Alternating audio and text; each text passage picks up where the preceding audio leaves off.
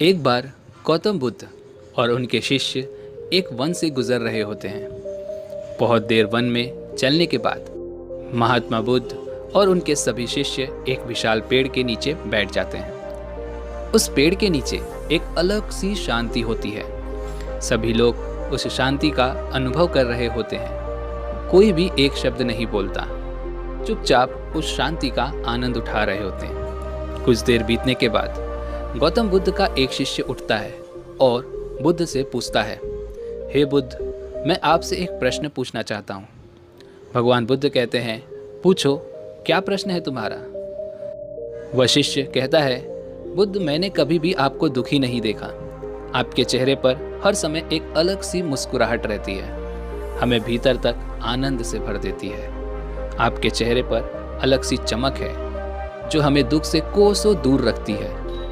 पर मैं ये जानना चाहता हूँ कि मेरे भिक्षु बनने से पहले मेरे जीवन में बहुत सारा दुख था, जिसके कारण मैं भिक्षु भी बन गया हूँ, पर मैं अभी तक नहीं जान पाया हूँ कि दुख है क्या। क्या आप मुझे बता सकते हैं कि वास्तव में दुख क्या है?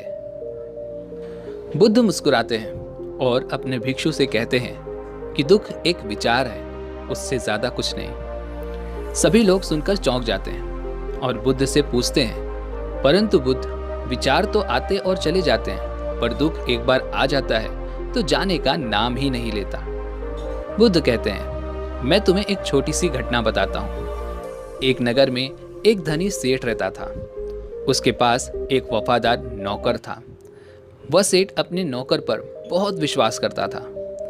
वह सेठ अपने नौकर पर कभी भी किसी भी बात के लिए शक नहीं करता था, क्योंकि उसका नौकर वास्तव में बहुत ही ईमानदार था। एक बार उस सेठ को किसी काम से बाहर जाना पड़ता है। 2-3 दिनों के बाद जब वह सेठ वापस लौटता है तो वह एक कीमती सामान लेकर आता है। वह उस कीमती सामान को अपने कमरे में बड़ी सजावट के साथ रखता है और अपने नौकर से कह देता है कि तुम्हें खास तौर पर इस चीज का ध्यान रखना है। ध्यान रहे ये टूटे नहीं और ये मेरे दिल के बहुत करीब है। नौकर कहता है, जी मालिक, मैं इसका पूरा ध्यान रखूंगा, आप चिंता ना करें। अगले ही दिन वह नौकर पूरे घर की सफाई कर रहा होता है। सफाई करते करते वह सेठ की उस कीमती चीज के पास पहुंच जाता है और उसकी भी सफाई करने लगता है। सफाई करते वक्त वह कीमती चीज उस नौकर के हाथ से फिसल जाती है और नीचे गिर जाती है। सेठ को जब यह बात पता चलती है तो वह नौकर के पास आता है और उस नौकर को खूब डांटता है और धमकाता है, पर ना तो उस नौकर को नौकरी से निकाल सकता है और ना ही उसे पीट सकता है, क्योंकि वह उसका बहुत वफादार और पुराना नौकर है। इसलिए वह उसे सिर्फ डांट और धमका कर ही उसे छोड़ देता है। सेठ अपनी उस कीमती चीज के बारे में सोच सोचकर बहुत ही दुखी हो जाता है। रात होती है और सेठ अपने कमरे में लेट जाता है, लेकिन सेठ को नींद नहीं आ रही होती। वह बहुत ही बेचैन होता है। बेचैनी के कारण सेठ अपने कमरे से बाहर निकलता है और देखता है कि उसका नौकर निश्चिंत होकर खर्राटे ले रहा है। वह यह देखकर और भी ज्यादा क्रोधित हो जाता है। सेठ सोचता है कि इसने मेरी इतनी कीमती चीज तोड़ दी और उसे बिल्कुल भी चिंता नहीं है। मुझे यहाँ नींद नहीं आ रही है और ये आराम से खर्राटे ले रहा है। पर वह सेठ कुछ नहीं कर पाता, क्योंकि वह उसका पुराना और वफादार नौकर है। सेठ अपने कमरे में वापस चला जाता है और अगले दिन सुबह सेठ सोचता है कि मैं इस समस्या से कैसे बाहर निकलूं। फिर सेठ को एक तरकीब समझ आती है। वह अपने नौकर के पास जाता है और अपने नौकर से कहता है, मुझे बहुत दुख हो रहा है, यह बताते हुए कि जो कीमती चीज कल तुमने तोड़ी थी वह मैं तुम्हारे लिए लाया था। मैं चाहता था कि मैं उसे तुम्हें उपहार में दूं, परंतु अब क्या कर सकता हूँ, अब तो वो टूट गई। सेठ की इस बात को सुनकर नौकर को बहुत ही बड़ा धक्का लगता है। नौकर सोचता है, अरे यह तो बहुत बड़ी गलती हो गई। वे इतनी कीमती और महंगी चीज मेरे लिए थी और वो मुझसे ही टूट गई। फिर क्या? उस नौकर के मन में बेचैनी पैदा हो जाती है, दुख पैदा हो जाता है।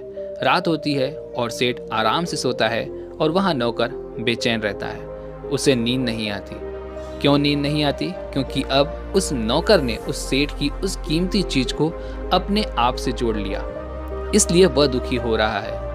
पहले उस नौकर के मन में यह विचार नहीं था कि वह कीमती चीज मेरी है, पर अब उसके मन में यह विचार है कि अगर वो कीमती चीज ना टूटती तो वो आज मेरी होती।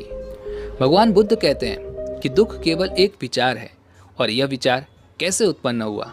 अपने आप को किसी चीज से जोड़ने से।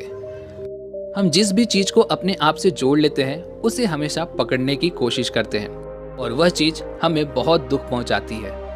और वास्तविकता तो यही है कि कोई भी चीज हमसे जुड़ नहीं सकती। हर चीज आपके पास है, आप ही की है, पर कुछ समय के लिए। कुछ समय के बाद वो आपसे दूर जरूर हो जाएगी। उस दूर होने की घटना को आपको स्वीकार करना ही पड़ेगा, और स्वीकार करने के बाद आपको आगे भी बढ़ना पड़ेगा।